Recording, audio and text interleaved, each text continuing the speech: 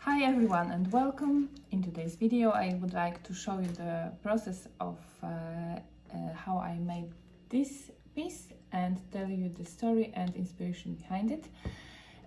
For those of you who don't know me yet, I'm Agnes. I'm the artist and creator of By Agnesa, and I am sharing with you my journey of pursuing my dream of becoming a full-time artist. If you'd like to know more about me, please see my journaling videos that I will link in the description box down below.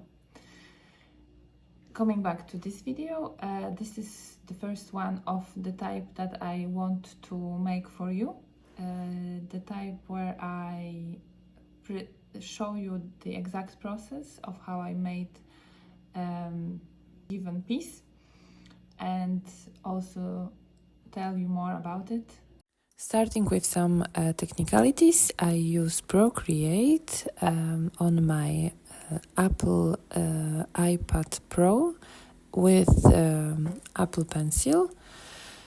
And as you will see, I try to use as rawest technique possible because I like the illustrations to be as similar as they can be to the ones that I make on paper. And why do I make them on iPad, not on paper? Because as you can see, I have some company. I tried, and with the style, the kind of life that I now have, so busy and not a lot of time, it's easier to just grab that iPad and start drawing instead of searching for all those pens, different types. Also, in case I get kicked or something moves, or the couch even moves while the kids are jumping, this is something that allows me to make those accident type of mistakes. Yes, so now maybe back to the drawing. First of all, as you may already see, there is a spelling, not spelling, but wording mistake, like have lack of time. In the latest version, I've corrected that to lack time, so people always lack time. So don't be surprised when you see that on my page and on the final version.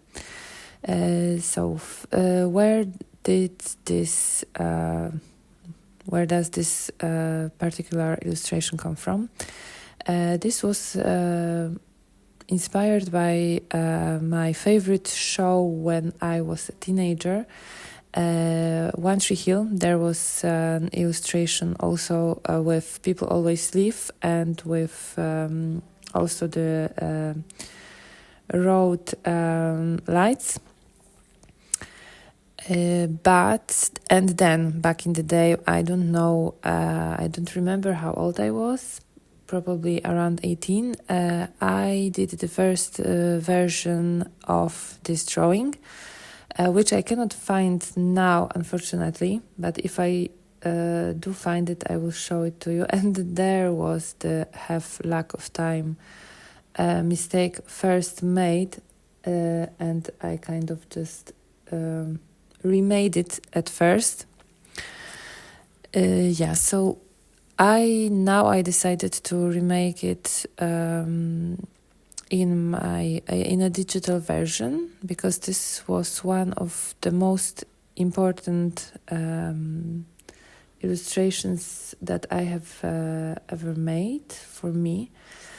In the show, I remember this was mainly grief of loss due to death, but also some people just leaving town, if I remember correctly. And in my case, I also experienced grief throughout my life, grief of losing my father, because he died when I was 3. And when I hit that teenage years, I realized that although I haven't been feeling the grief, because I didn't really remember much from that time, and I didn't live through that grief consciously because I was only 3. And it kind of hit me when I was a teenager.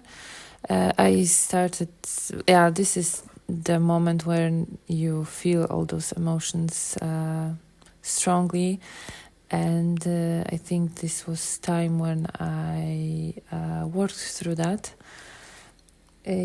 But then for me, this, like the original version of Only People Always Leave and the red light, was a little too little, because this started as just me trying to copy the drawing at first, but then I felt like no, this is not the whole story.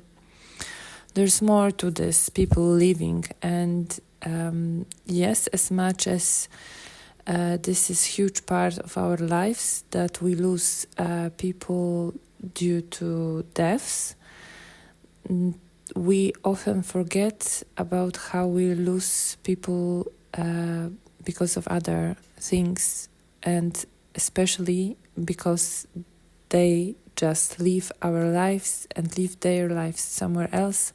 We are just not anymore part of their lives, and this is also a huge grieving process, which we sometimes forget to talk about, and it still is more or less very similar to just grieving process after death, because what doesn't mean that that person is still alive somewhere if you still cannot talk to him or her. So yes, that's how this started, and I think that part of that problem that people live our lives is that they first lack time and are too busy to do things with us, and this can include friends, it can include parents or siblings, anyone actually, people we first thought that we will spend lives together, that we mean a lot to, and then they are too busy, they lack time to listen to us, to spend time with us, and this hurts. And eventually these people, through that process of being busy and lacking time, live our lives, or sometimes we live their lives. And especially when this is just taking way too much of our energy, and this is something I think we should do if they are too busy, if they don't value our presence, then let's not waste our energy on them. But I guess this may be a subject for another drawing and another video. So coming back to this one, I've changed the lights into clocks, and also why the first two are colorless, because I feel like if you or the person you know, just anyone, if they lack time and are busy, there's still a chance for change. There's still room for change. That's why the clocks are still spinning, because the time is running out. You are running out of time. You don't have time for that special person, for someone else, and that time is running out. And by the time it hits that 12, then it's too late, and that's why the red light is on. Yeah, so I think this pretty much sums this up well. You can see that I'm making some adjustments now. I have a problem of trying for those letters to be a little bit too perfect. I think that some of the people who see it may think that this is actually some